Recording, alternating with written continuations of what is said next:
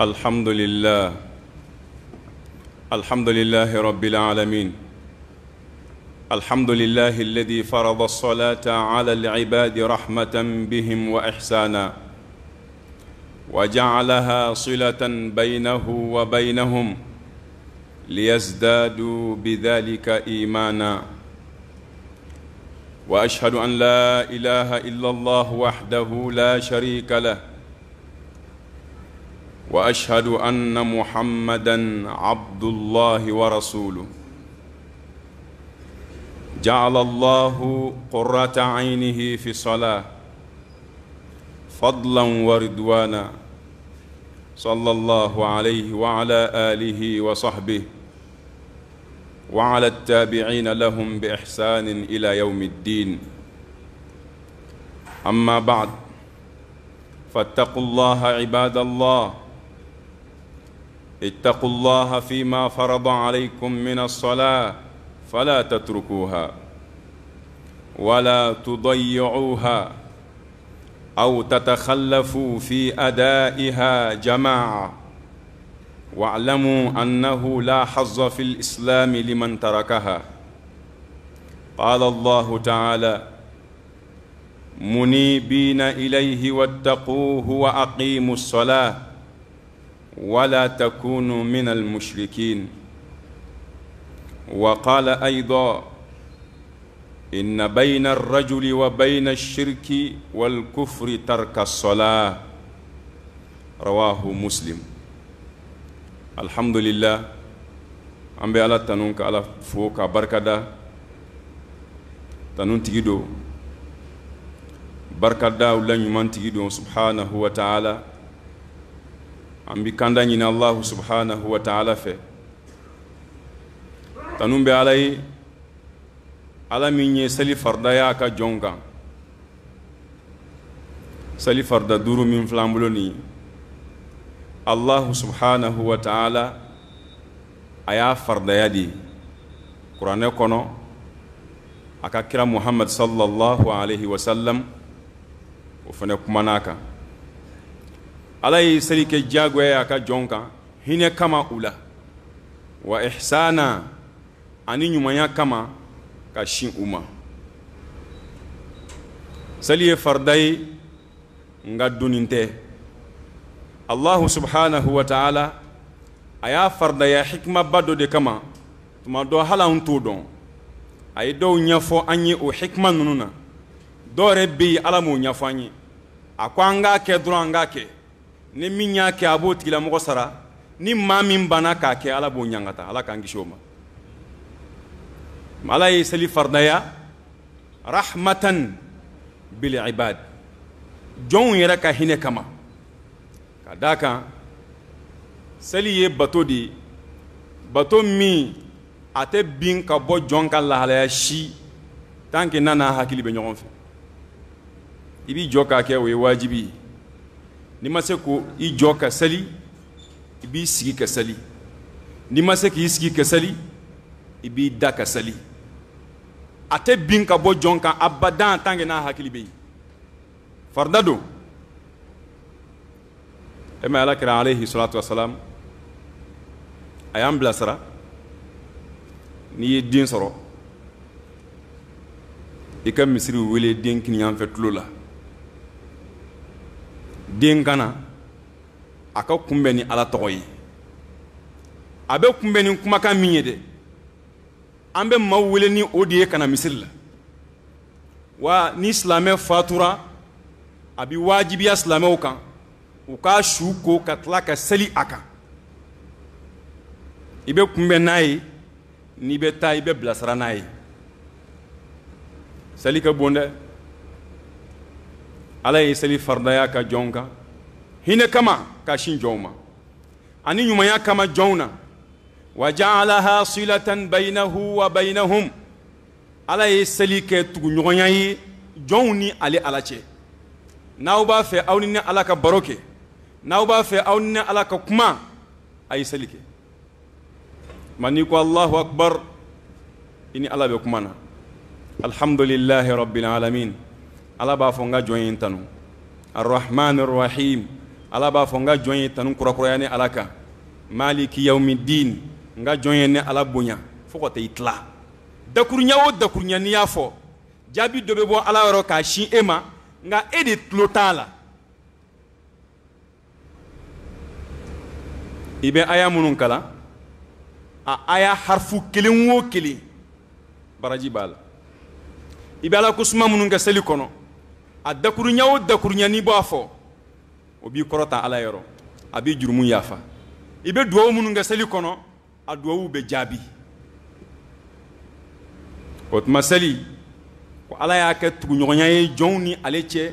liyazdadu bidhalika imana walasa u ka limaniya kɛ jidi n'a ye limaniya jidilan o la belebeleba dɔ ye seli ye silamɛya jɔsen filanan don ni maa min ye seli jɔ k'i ye diinɛ jɔ ni maa min ye seli kari i ye diinɛ kari ala kɛra ka hadisi dɔ bɛ alayhi salatu wasalam a ko la tanqudunna awra al-islami urwatan urwa fa kullama intaqadat urwa tashabbasa an-nasu billati taliha fa awwaluhunna naqdan al-hukm wa akhiruhunna salat ko silamɛya jɔsenw bɛna kari-kari kelen-kelen a bɛɛ bɛna kari kelen-kelen yamarukan mun bɛ ala ka kumakanw na ani ne ala kɛra ka kumakanw na n'o bɛ mando in ka ɲɛnamaya dilan ka tila k'u ka lahara dilan k'a bɛɛ bɛna kari kelen-kelen ko fɔlɔ min bɛ kari a la k'o ye lahiru tiɲɛ ye kiiri tiɲɛni ka laadiriya mɔgɔw ni ɲɔgɔn cɛ ka tiɲɛ fɔ mɔgɔw ni ɲɔgɔn cɛ ka kiiri kɛ ni ala ta ye ka kiiri kɛ ni ala kɛra ta ye ko fɔlɔ min bɛ bin ale mando in bolo k'o y'o ye wa akhiruhunna salat nka laban min bɛ to u bolo o ye seli ni seli binna dɔrɔn o ye silamɛya binnen ye seli kɔni n'o taara silamɛya taara o tuma nɛɛma ni kisi ala k'o jidi ala kɛra kan alayhi salatu wasalam kira min nana k'an kalan k'an ladɔnniya seli jɔyɔrɔ la alahu subhanahu wa ta'ala yɔrɔ maa an bɛ seereya ni ala ka kelebanciya ye ala kelen don an bɛ seereya ni ala kɛra muhamadu ka cidenya ye sallallahu alayhi wa sallam ala ka jɔn don ala ye a fisaya ka tɛmɛ kira bɛɛ kan k'a mantonw fisaya ka tɛmɛ mantonw bɛɛ kan ala ka nɛɛma ni kisi caman jidi ala kɛra kan a n'a so dunkew a n'a ka sahabaw ani maa ɲuman bɛɛ fo ka taa se alqiyama jɔ don ma ala ka jɔnw an ka siran alahu subhanahu wa ta'ala ɲa ibadallah ittaqullah ni siranna ala ɲa ala b'i bonya diɲɛ kɔnɔ a b'i bonya lahara ni siranna ala ɲa i bɛ min ɲini ala fɛ ala b'a k'i ye ni siranna ala ɲa ale de ye tangalaw la dafalen ye ni siranna ala ɲa bonya foyi tɛ yen min ka bon ale ye maa o maa siranna ala ɲa diɲɛ kɔnɔ yan ala b'i bonya fila k'a tigi ye ala b'i diɲɛ bonya k'a ye ka tila ka lahara bonya k'a ye bonya bɛɛ tɛ nafolo ye o bonya jumɛn bɛ yen min ka bon jɔn ka ala dɔn ala de ye n tigi ye n b'a bato ala ko n kɛ nin kɛ n b'a kɛ ala ye n bali ka bɔ nin na n b'a dabila bonya foyi tɛ ɲɛnamaya kɔnɔ min ka bon ye ala k'i kalan ale ala yɛrɛ la wattaqullah wa yuallimukumullah a ye siran ala ɲa n'o kɛra ala b'aw lakalan kalan dan ye ala dɔn ye ala bɛ nin fɛ n k'o kɛ kalan foyi t'o kan ala tɛ nin fɛ n k'o dabila kalan foyi t'o kan o tuma alahu subhanahu wa ta'ala ala ɲɛsiranya a y'a wajibiya k'a ɲɛsin ala kɛra ma k'a fɔ ko ni ala ka kira ittaqillah siran ala ɲa manton tɔw sa aya camanw bɛ yen minnu b'an wele ka na ala ɲɛsiranya ma ya ayyuhalladhina amanu taqullah a ka ca yɔrɔ kelen tɛ yɔrɔ fila tɛ ya rabbi ala k'an fara o dunkew ɲumanw kan o tuma a ye siran ala ɲa fɛn na ala ye fɛn min faridaya aw k'a ka seli la aw kana to yen dɛ wa aw kana yɛbɛbɛ aw kana tiɲɛ a ɲinina an fɛ an ka taa kɛ yɔrɔ min na an k'an jija ka taa kɛ yen seli in dɛ silamɛya kɛnɛkan baara bɛɛ min ka bon a bɛɛ o de ye seli ye ni fitinaw cayara ni balawu cayara ɲɛnamaya kɔnɔ bɔda kelen min b'an bolo bi jango an filɛ tile min na o ye seli in de ye dɛ o ye seli in de ye dɛ hiji se tɛ bɛɛ ye jaga bɔli ala m'o se kɛ bɛɛ ye bana bɛ dɔw la o kelen bɛ k'u bali sun na kelen min bɛ ye n'an bɛ se k'an cɛsiri a fɛ k'a fardaw kɛ k'a dafa ka tila k'a nafilaw kɛ k'a caya o ye seli in di o ye seli in di sujudu bin o bin ala ye ala b'a kɛ k'i kɔrɔta sujudu bin o bin ala ye ala b'a kɛ k'i jurumu yafa wa seli ye batokɔrɔba di o de kama imam Qurtubi ko inna allaha ta'ala lam yukhli zamanan min shar' wa lam yakhlu shar'un min salah ko waati si mana ɲɛnamaya in kɔnɔ waati min langolo ɲɛna ka bɔ sariya ma k'a fɔ waati dɔw nana adamadenw tun b'u yɛrɛ maɲi u tɛ kiraya kalama kira ma ciw ma kira nɔ tɛ yen maa si tɛ yen min b'u wele ka taa ala ko ma ko ma deli ka kɛ ni kira dɔ taara kira dɔ bɛ na nabi ɲuman dɔ bɛna taa nabi ɲuman dɔ bɛ na ni mɛnni kɛra sira fɛ kiraw ni ɲɔgɔn cɛ ni mɛnni kɛra yen ala bɛ maa ɲuman dɔw sugandi o yɔrɔ la minnu bɛ kiraw nɔbɔ e ma ala kira bɛ ci waati min na alayhi salatu wasalam a y'a sɔrɔ seyidina ibrahim ka taabolo tɔ bɛ maga sinon furancɛ bɛ kira ni isa cɛw nka tawhidu tun bɛ yen min yɛrɛ y'a yɛlɛma ala kira y'a ta cɛ tɔgɔ ma k'a fɔ ale ka suratama don ale y'a ye jahanama kɔnɔ min ye ala kelibanciya yɛlɛma ka na ni boli ye magan jamana kan k'a tɔgɔ fɔ a bɛ cogoya min na tasuma kɔnɔ k'a bɛɛ lakali waati fɛn o fɛn tɛmɛna ala bɛ maa dɔ sugandi min bɛ sabati ala ko kan min bɛ sabati tawhidu kan min bɛ sabati ala bato kan maaw mana tiɲɛ cogo o cogo ale bɛ to a ta kan nabi ɲuman wɛrɛw bɛna ka na ale ka kuma sɔn ji la walima ka na a ta tile waati si mana ko sariya tun tɛ yen kelen a filanan wa ko sariya si mana ala fɛ kira dɔ ma walima nabi ɲuman dɔ ma sariya min ko seli tun t'a la k'o tɛ yen seli dila kira bɛɛ ma kiraw ka batow kɛcogo de tɛ kelen ye o ma se kitabu ta ma koyi kuranɛ kalan dɔrɔn kuranɛ kalan alif lam mim dhalika alkitabu la rayba fi hudan lilmuttaqin alladhina yu'minuna bilghaybi wa yuqimuna as-salah ni ye kuranɛ daminɛ de fatiha kɔfɛ sura fɔlɔ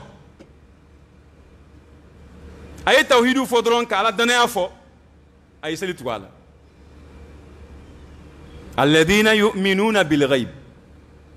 maa minnu bɛ da ko dogolenw na alif lam mim dhalika alkitabu la rayba fi hudan lilmuttaqin alladhina yu'minuna bilghaybi maa minnu bɛ limaniya ko dogolenw ma aljinɛ bɛ yen u m'a ye u dara la jahanɛmɛ bɛ yen u m'a ye u dara la mɛlɛkɛw bɛ yen u m'u ye u dara la ala yɛrɛ bɛ yen an ma ala ye fɔlɔ a tɛ ye yan nka an dara la o bɛɛ ye ghaybu ye min ma ye an fɛ ni ala ko a bɛ yen an dara la ala ka kuma tiɲɛtigiya kama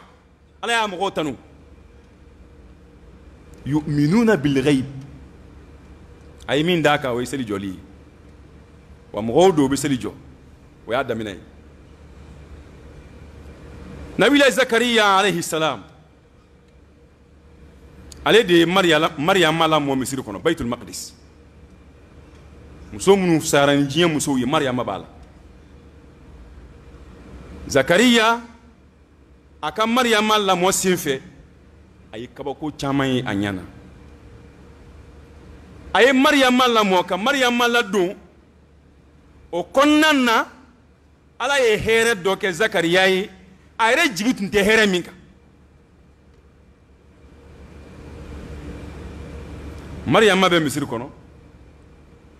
alayhi salam nabila isa ba don k'a to misiri la yen ni zakariya nana a ma a bɛna dumuni d'a ma a bɛna bɔ a la balimaya b'u cɛ a b'a sɔrɔ wajada indaha rizqa a b'a sɔrɔ ala ye garisɛgɛ dɔ di mariyama ma ye jiriden min tɛ sɔrɔ o tuma mɛlɛkɛw bɛna n'a ye k'a di mariyama ma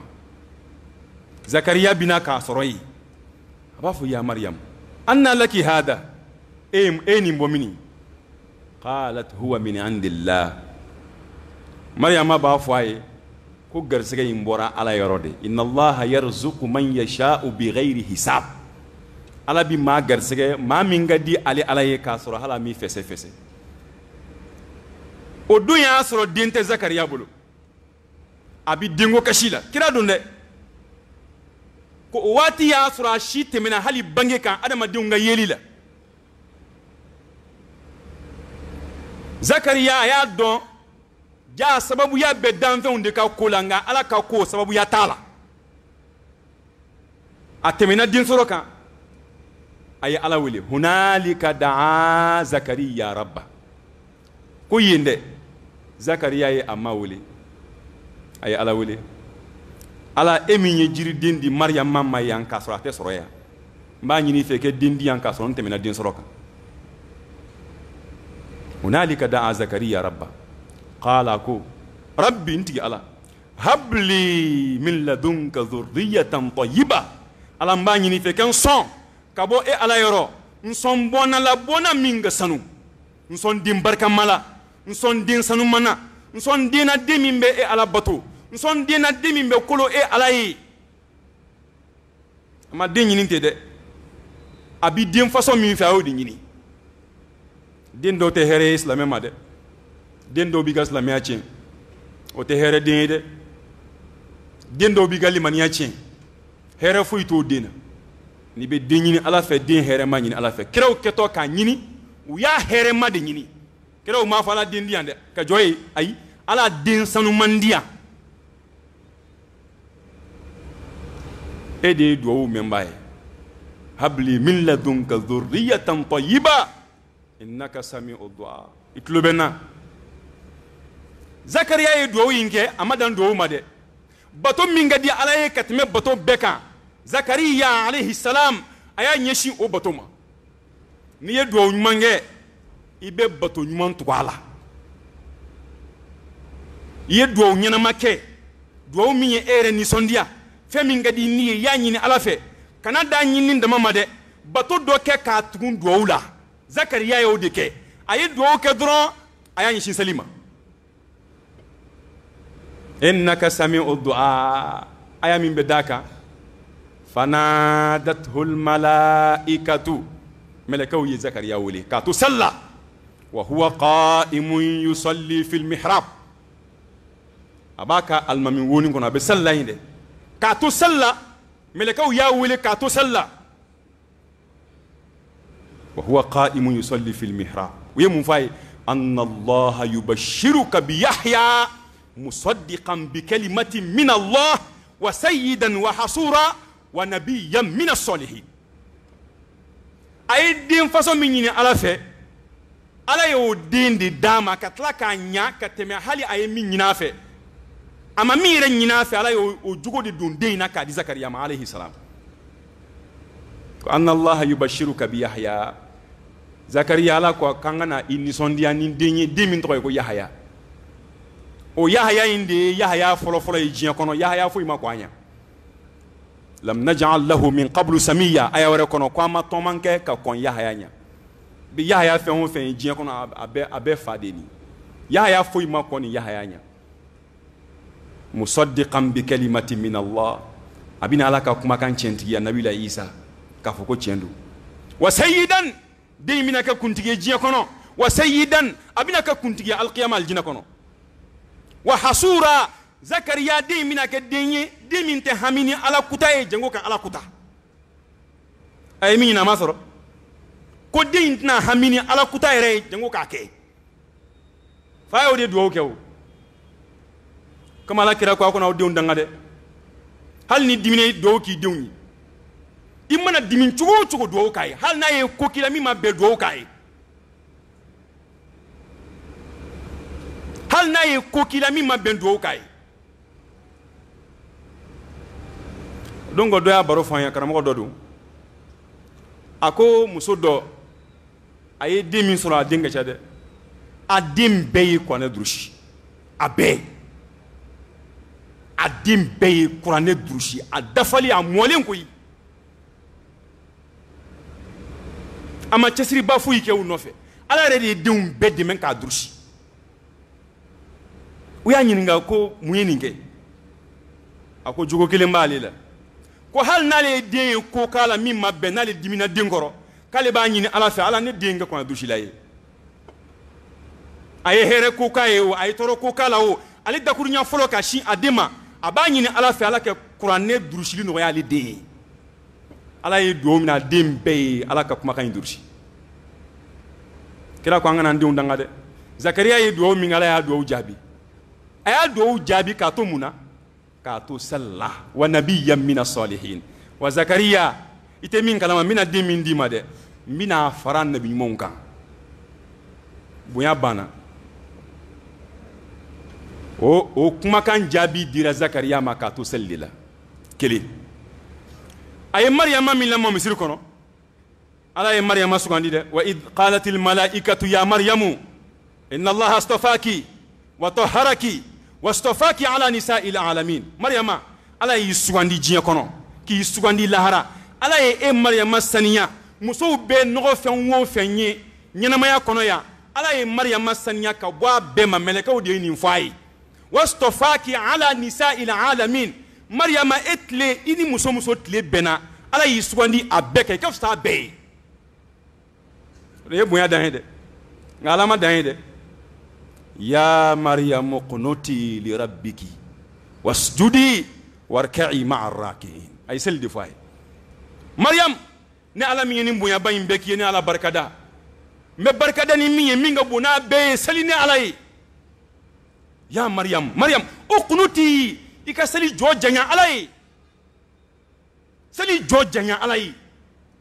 kana surunya dɛ a janya ni ala ye hɛrɛba k'i ye koba kɛ ala ye dɛ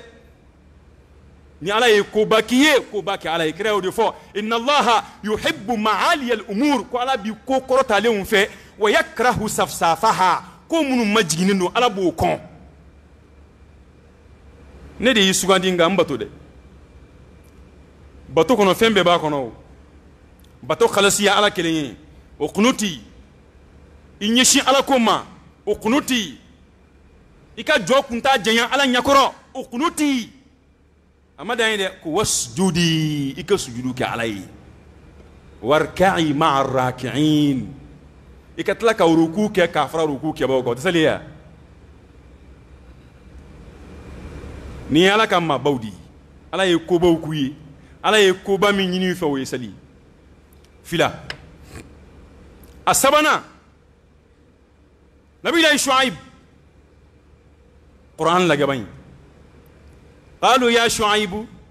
أصلاتك تأمرك أن نترك ما يعبد آباؤنا أو أن نفعل في أموالنا ما نشاء إنك لأنت الحليم الرشيد شعيب كمغواكلي كمغولي كان علامة كمغولي كبو فلان كفوياما كمغولي كبو بنغانيما بسكيلولا سمانونا ويمونفاي يا شعيب أصلاتك تأمرك i ka seli bato caman bɛ yen dɛ ala ko suma bɛ yen sun bɛ yen fɛn wɛrɛ bɛ yen nka u ma si t'a cɛ tɔgɔ ma u ye min t'a cɛ tɔgɔ ma k'a fɔ Shuaibu ye ko o de b'a la k'i su k'i bila anw na wa o y'a ka seli ye k'a da kan foyi tun tɛ Shuaibu bolo batow la bato min ka bon a bolo n'a kɛli kɛ ca fɛ ka tɛmɛ seli kan ya Shuaibu asolatuka ta'muruka i ka seli o de b'i yamaruya wa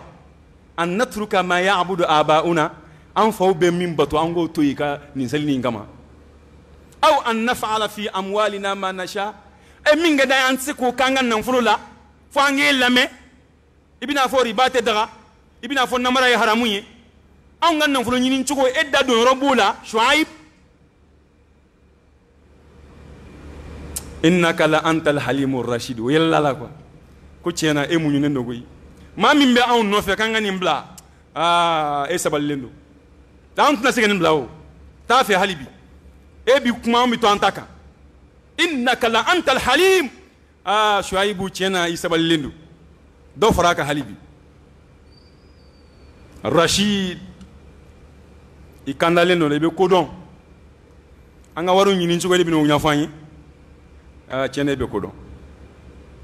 ne ta ye n ka nafolo ye n ka don ta e de bɛ n'o fɔ ne ye Shuaibu tiɲɛna i bɛ ko dɔn u y'a lagosi mun ye a ka seli tɛ saba ye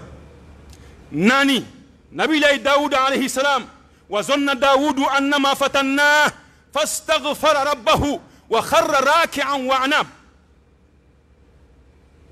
kisa in bɛ kɔnɔ kɔnɔ kɛlɛɲɔgɔn fila nana Dawuda ma alayhi salam a ye kelen ka kumakan lamɛn o ka kuma banna dɔrɔn a ye kiiri tigɛ k'a sɔrɔ a ma filanan lamɛn a y'o min kɛ Ala y'a jalaki jalakili kun cɛra min kan o ye seli di a ko Ala n filila dɛ yafa n ma nka a ma dan kuma dama ma dɛ a ye yafa ɲini Ala fɛ a tilala ka seli Ala ye ka da kan a y'a dɔn jurumu yafalanw la belebeleba dɔ ye seli ye dakunba minnu b'i ni Ala cɛ Ala kutaba minnu kɛra e fɛ n'a b'i ni Ala cɛ Ala yafalanw la belebeleba dɔ ye seli ye seli bɛ se ka min yafa foyi tɛ se k'o yafa k'a da ka bato foyi tɛ yen Ala kelebanciya kɔfɛ min ka bon ni seli ye seli bɛ se ka min ɲa foyi tɛ se k'o ɲa foyi tɛ se k'o ɲa wa kharra raki'an fastaghfara rabba ko Dawuda y'a danganiya wa zanna Dawudu annama fatanna a y'a dɔn ko Ala y'ala jarabi a yɛrɛ y'o faamu fastaghfara rabbahu a ye yafa ɲini a ma fɛ wa kharra raki'an a ye ruku kɛ Ala ye a salla Ala ye wa anab a tubira kana Ala ma Dawudu alayhi salam Sulemana fa o tɛ naani ye Ismail alayhi salam duru واذكر في الكتاب إسماعيل إنه كان صادق الوعد وكان رسولا نبيا وكان يأمر أهله بالصلاة والزكاة وكان عند ربه مرضيا أقول كرامة كو إسماعيل كبروا فوي كمغويا أبي كقصة بيا أكلام أبي كنا أكلام ويا لا كان لا كرامة أكلام وي وكادو مين بي إسماعيل كونغا kada kala kira fa min be sanfɛ na aka jan o ye Ismaila o fana fa ye Ibrahim alayhi salam kira bi dambe kata wuldi ma kira bi dambe kata Ibrahim de ma Ibrahim den ye Ismaila ye ala kira bɔra olu de la Hijazu arabu bɛɛ a bɛɛ fa o de ye Ismaila alayhi salam ko kana sadiqal wa'di Ismaila tun ye lahidu tiɲɛtigi ye a ma lahidu foyi ta k'a y'a bɔrɔtɔ n'a ko n bɛ nin k'i ye a b'a k'i ye n'a ko n bɛ nin fɔ a b'a kɛ n'a ko n tɛ nin kɛ a t'a kɛ n'a ko n bɛ nin k'i ye a b'a kan a ka ɲɛnamaya bɛɛ a ma lahidu foyi ta k'a y'a fɔn ɲɔgɔn ya a nana tafsir ibn Kathir kɔnɔ k'a dalila ka lahidu di dɔ ma u bɛnn'a kan cɛ in ko sini an bɛ ɲɔgɔn sɔrɔ yan ani cɛ in bɛnn'o kan o tuma o sini selen Ala y'a kɛ cɛ in ɲinana Ismaila nana ka na jɔyɔrɔ in na ye ka cɛ kɔnɔ fo ka taa se tile 10 ma cɛ mana a sira ye dugu jɛlen de cɛ hakili jiginna ani Ismailu ka rendez-vous la bolila kana a y'a sɔrɔ Ismail jɔlen bɛ yen Ala tɛ maa bonya gansan dɛ n tɔgɔ ye nin ye wa fu a tɛ foyi ɲɛ ye n'i ma baara kɛ n jamu ye nin ye wa ni jamutigiya tun bɛ maa kisi ni tɔgɔtigiya tun bɛ maa kisi tabbat yada abi lahab o Ala kɛra fa de ye o nka an bɛ k'a danga don o don Ala kɛra fa de don tabbat yada abi lahab a ye mun ɲa ye ma foyi ɲa ye ma foyi ɲa ye o tuma Ismail ko lahidu tiɲɛtigi tun don wa kana rasulan nabiyya kira tun don nabi ɲuman tun don Ala ma dan ye dɛ n ye nin bɛɛ ka ɲi nin tɛ bonya ye wa wa kana ya'muru ahlahu bis-salah wa zakah k'a tun b'a ka denbaya yamaruya ni seli ye ani jaga a yɛrɛ tun b'a kɛ wa b'a ka denbaya yamaru ni seli ye Ismail Ala terikɛ den Ismail ko selikɛla tun don wa a kelen tun t'a kɛ dɛ a n'a ka denbaya de tun b'a kɛ wa kana inda rabbihi mardiya ko Ala jɛnna maa minnu ma diɲɛ ani lahara Ala ta foyi t'u fɛ u bɛ don alijinɛ kɔnɔ ko Ismaila b'o mɔgɔw la tɛ duuru ye إبراهيم أفا ربنا إني أسكنت من ذريتي بواد غير ذي زرع عند بيتك المحرم ربنا ليقيموا الصلاة فاجعل أفئدة من الناس تهوي إليهم وارزقهم من الثمرات لعلهم يشكرون ربي الله أكبر جاء إبراهيم عليه السلام أكاك الدميات تاكناني Hajara ni a denkɛ Ismaila ye kana u bila Alkaba kɛrɛfɛ ja kɛ kun ye seli jɔli de ye kuranɛ ye min fɔ dɛ a ko rabbana n tigi ala inni askantu min dhurriyati biwadin ghayri zi zara ne n ka denbaya ta ka taa bila yɔrɔ la yɔrɔ min sɛnɛfɛn tɛ yen don makan ye sahara de foyi tɛ se ɲa la n ye n ka denbaya ta ka taa bila yen mun kama rabbana liyuqimu sola n y'a kɛ walasa u ka seli jɔ de n y'a kɛ seli de kama alikaba kɛrɛfɛ ne denw kɛ e ala ka kelebanciya sabati musow kɛ e ala ka kelenya sabati wa u ka tila ka duumɛ seli jɔli kan n y'a k'o de kama o tuma ala mɔgɔw ɲɛsiw ma dusukunw ɲɛsiw ma i k'u garisɛgɛ yiridenw caman na laalaw na e ala barika da a ma dan ye dɛ a ko rabbi e ala n tigi ala rabbi nin ka di ala ye dɛ rabbi rabbi nka y'aw bɔ a la rabbi n tigi ala e ta de ye ne ye n filɛ duguma rabbi ja'alni muqima sola ala ne ibrahima kɛ seli jɔbaa ye wa min dhurriyati ani n ka denbayaw i k'olu kolo k'u kɛ denw ye den minnu bɛ seli jɔ rabbana e n tigi ala wa taqabbal du'a n ka duwawu ni minɛn bolo kiraw y'an kalan dɛ hali den to k'a dɛmɛ duwawu la yamaru kɛ dɛ o ye kelen ye nka kana ɲina ka ala wele ala k'a dɛmɛ seli jɔli kan kiraw y'o de kɛ kiraw y'a kɛ u ma da o ma dɛ kira min ni ala kira b'a danbe o ma ka taa n'a b'i f'u ma ko abu tawhid abul muwahidin ala kelebancɛw fa o ye ibrahima alayhi salam a ye duwawu k'a yɛrɛ ye ka tila ka duwawu k'a ka denbaya ye seli jɔli kan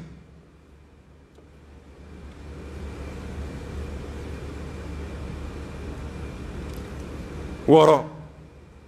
musa ani isa a balimakɛ harun alayhima salam kuranɛ kumana u ka seliko kuma fɛnɛ kan nin si tɛ hadisa ye nin bɛɛ ye kɔnɔya de wa awhayna ila musa wa akhi an tabawwa'a liqawmikuma bimisra buyutan waj'alu buyutakum qibla wa aqimu salah wa bashiril mu'minin fawra ko wa ana ikhtartuka fastami' lima yuha innani ana allah la ilaha illa ana mawra fuyti fone ala kele musa an lamende ni ala de e musa swandi mina nga ci fuye ni swandi nga ci kama otman lamé mina min fuye kuma dakur nya folo ala ko musa ma mawra fuyti fona kerani ala kele flana wa aqimis salata sali jo li dhikri ne ala kusmali kama itala kusmani fuye minga boni sali ni mala kusmala ni mesalla ni abe fara nyonga kada ke bina minga ni meko kewo na ko allahu akbar atna fatiha kalama ala kusmatewa atna sura kalama o tala kusmayewa atni briwa allahu akbar wa kalimati ala kusmayewa subhana rabbil azim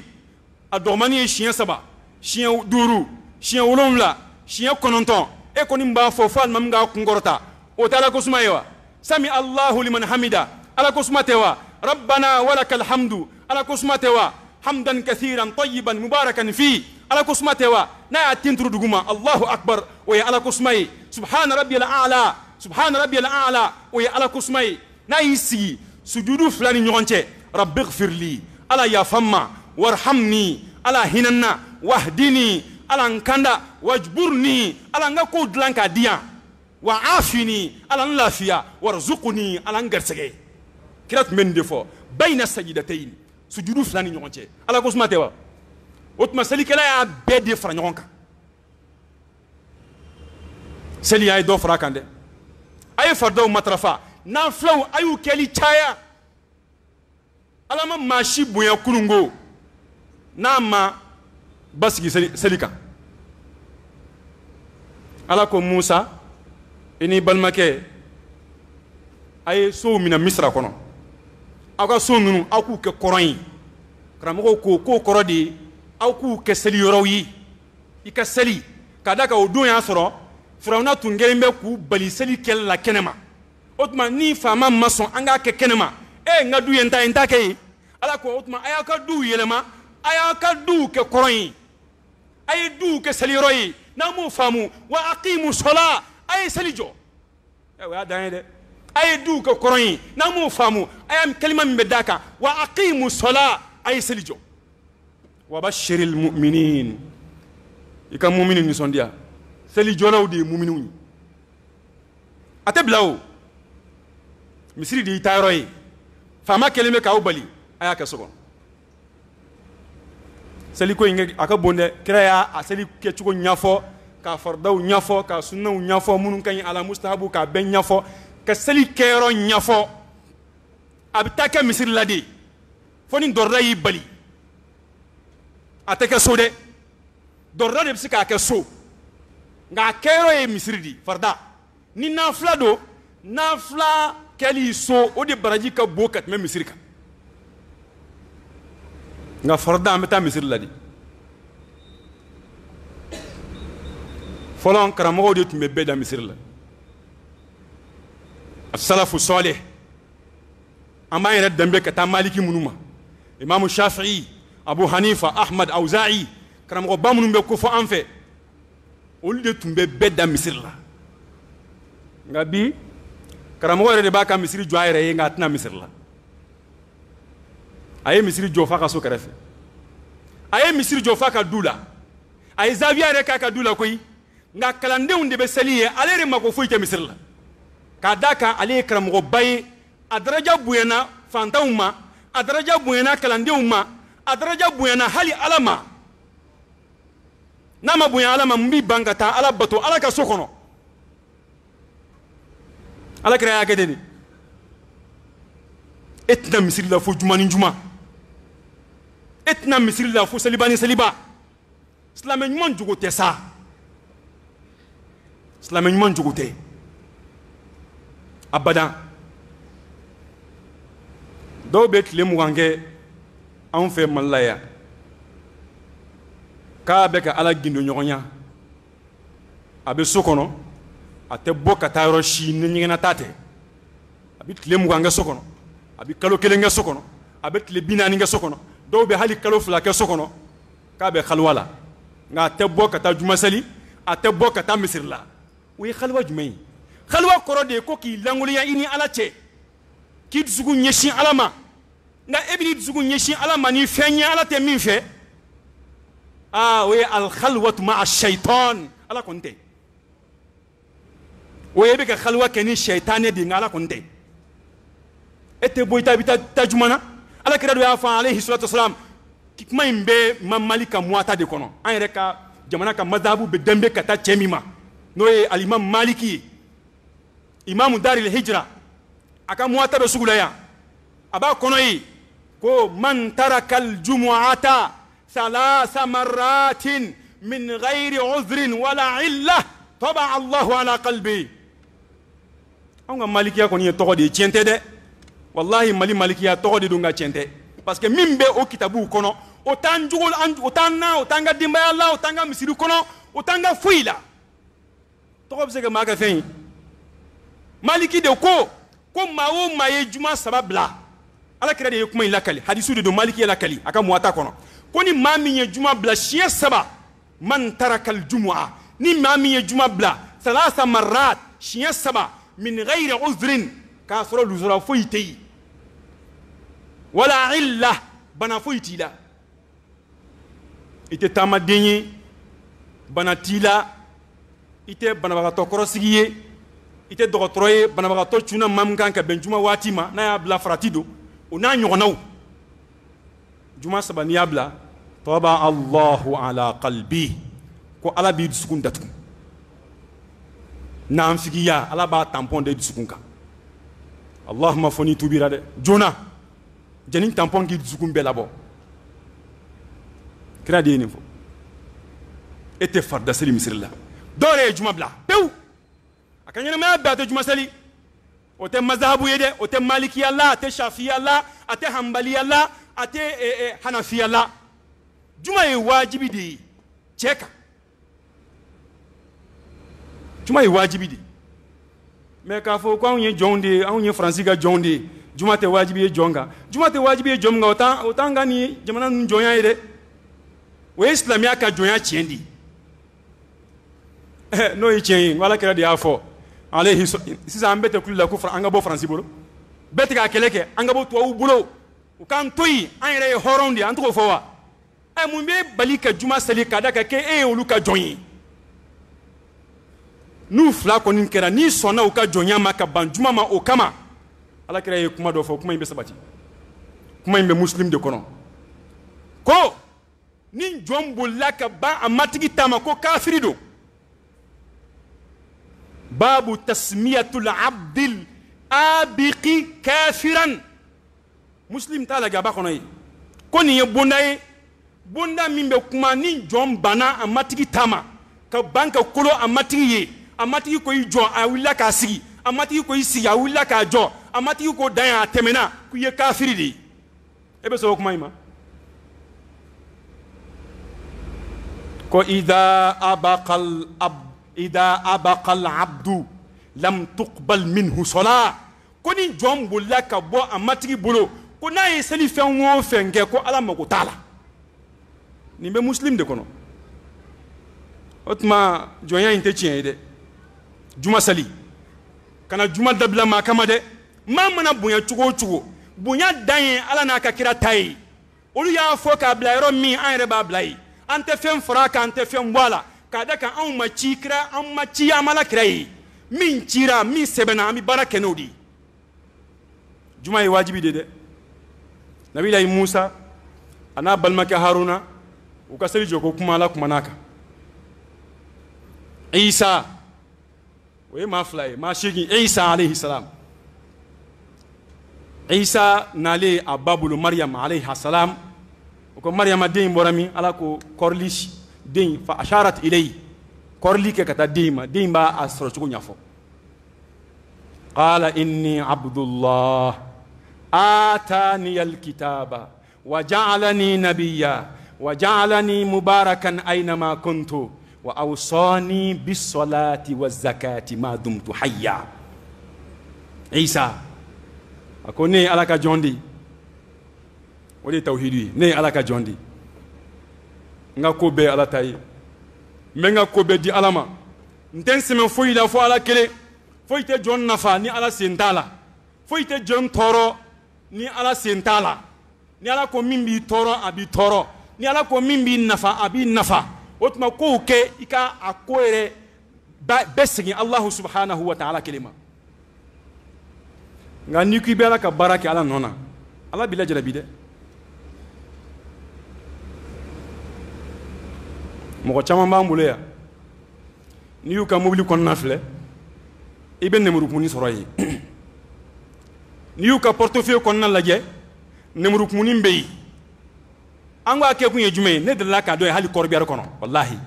hali kɔrɔbiyari su b'an kunna ka taa kaburudon na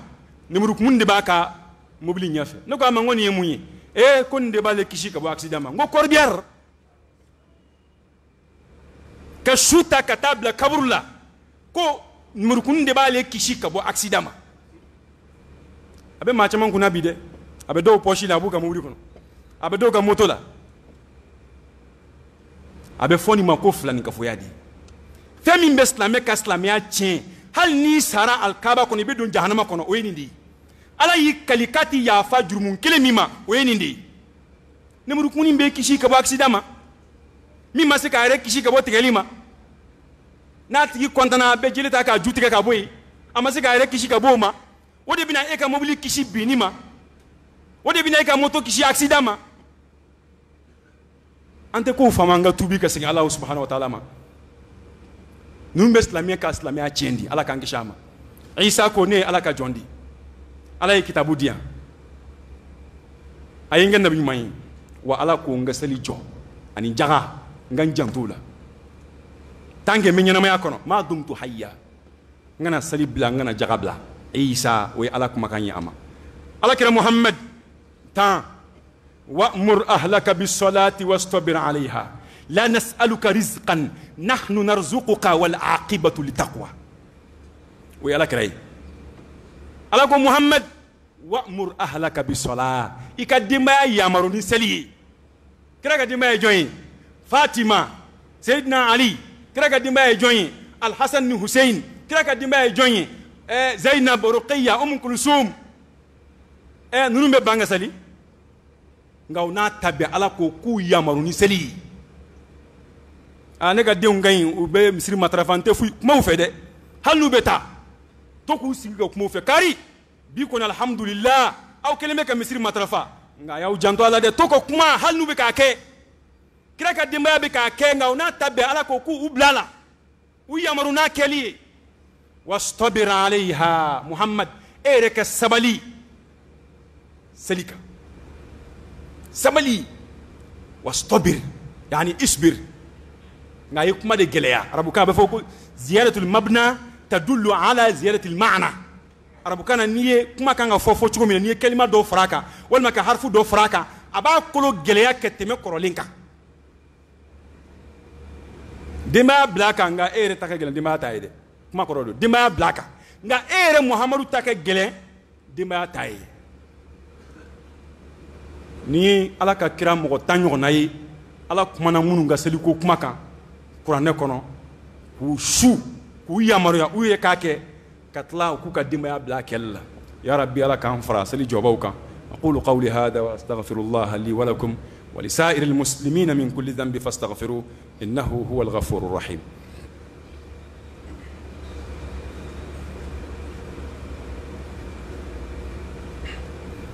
الحمد لله وكفى وصلاة وسلاما على عباده الذين اصطفى أما بعد حديث ميانيا كلا على كرا كولا نمان كشباي كو مين بيتشي كرا كما تشاما بيتشي فونغا كما لا نيني دون بوكا تفسير لا كو تشيني مسو بكا كالا كو ما إن بين الرجل وبين الشرك والكفر كو مين بي آدم ديني كافرياتشي ani fɛn min bɛ adamaden ni filaninkafoya cɛ filaninkafoya ye kogo de ye e selen tɛ a ma a yɛrɛ sen t'i ma nka fɛn min b'a kari ka bɔ yen tarika sɔla o ye n'i seli dabila dɔnnibaw ko ni hadisu kɔrɔ la ni maa o maa ye seli bila pewu a t'a kɛ fiyewu a t'a kɛ fiyewu hali ni silamɛya tɔgɔ b'a la nka a t'a kɛ fiyewu yɛrɛ de koyi ko ni ko a ma ko musiriku don Ibn Bazi kote kuma jugu fɔ ko ni ko a ma ko kafiri do k'i ma kuma jugu fɔ k'a da kan o kiriw de bɛ boli ale kan kiriw de bɛ boli ale kan maa min tɛ seli fiyewu a tɛ seli fiyewu karamɔgɔ ka kuma ka ca min na dɔɔni o ye maa min bɛ farida dɔ seli a bɛ dɔ to yen a bɛ fajiri seli a bɛ seli fana seli a bɛ lahansara seli a bɛ fitiri seli nka safo tuma caman o bɛ panpa a kan tugu kama yala o tigi ye kafiri ye wa o tigi tɛ kafiri ye wa karamɔgɔ ka kuma ka ca o de la min bɛ dɔ kɛ a bɛ dɔ bila dɔw y'a kafiriya de nka dɔw ko la ko silamɛ ala kutala don k'a da kan a bɛ k'a kɛ a ye min to yen o jurumu b'a kan a ye min kɛ a b'o baraji sɔrɔ alimami maliki n'a ka mɔgɔw taara o de fɛ o kama ni mɔgɔw fatura a masala bɛna yen ka caya de dɔw fatura a ka seliko kuma nana ka na jɔ dɔw ko a bɛ seli ayiwa dɔw de ko tuma caman b'a kɛ ɲɔgɔn kan a tɛ seli yan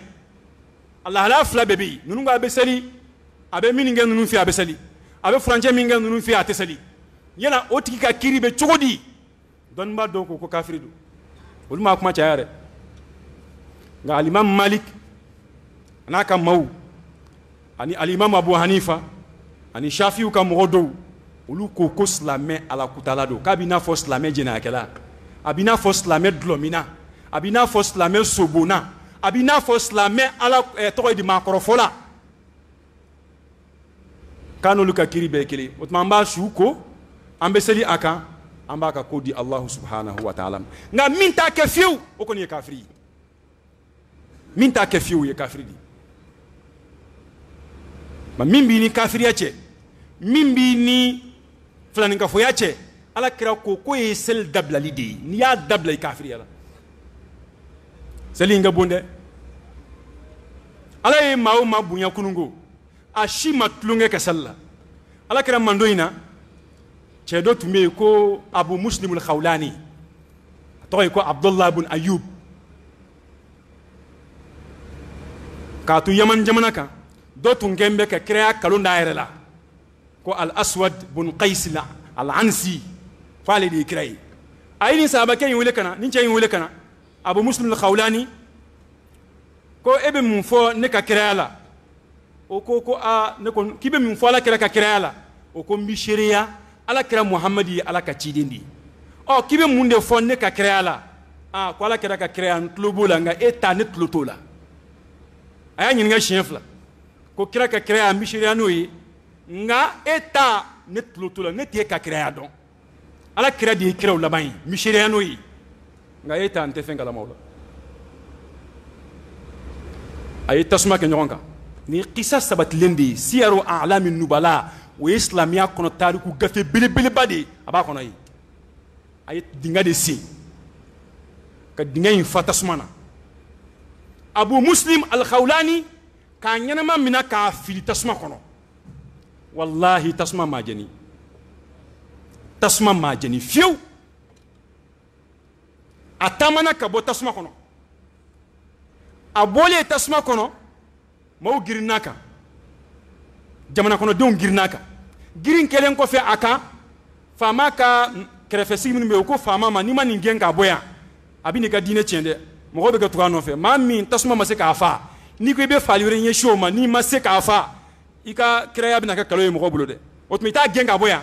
ako aya gen aka dugu bla atmi yamandi fama ya gen abora dugu kono ki kunda madina ka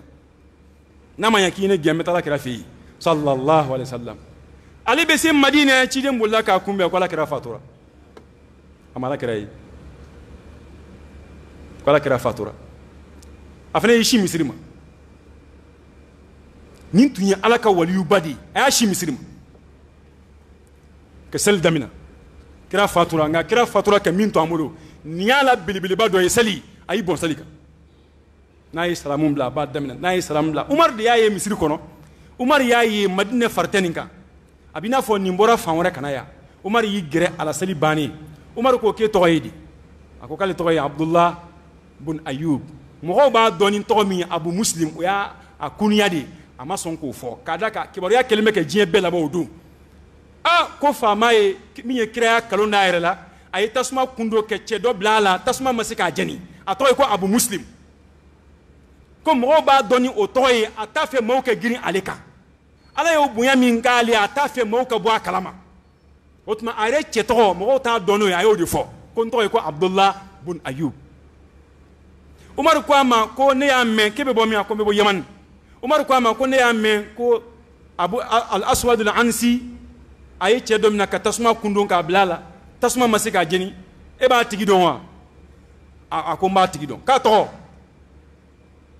may fe nyale redi nga Umar talido ako man maka to ko Abdullah ibn Ayub o ya ale redi nga mo ta donoyi Umar ko Abdullah ibn Ayub ko e joni amena majabike nga Umar ye mo nyama tamanshen yaka Umar ko anshuduka billah anta huwa mimani ala ye kana kalon tegenyi o Abdullah ibn Ayuba we edewa ako Umar ma ko naam ko ne dedu Umar ko nangata Umar ya ta tege makata Abubakar fe o do ya sura Abubakar de Islam ko nyamo koy ka siga Abubakar nyafe ko Abubakar aywa ko tasma ma chemin jeni nga chefleni Abubakar ko alhamdulillahi alladhi lam yumitni hatta arani fi ummati Muhammadin sallallahu alaihi wasallam man suni abihi ma suni abi Ibrahim al-Khalil mbe ala foka ala tanunka ala barkada ala mi mason kane Abubakar nimina fiu foni che nyana che mi uya don tasma kono tasma masika jeni na fo Ibrahim takara tugamina ala ini che barkada bi nga ko chein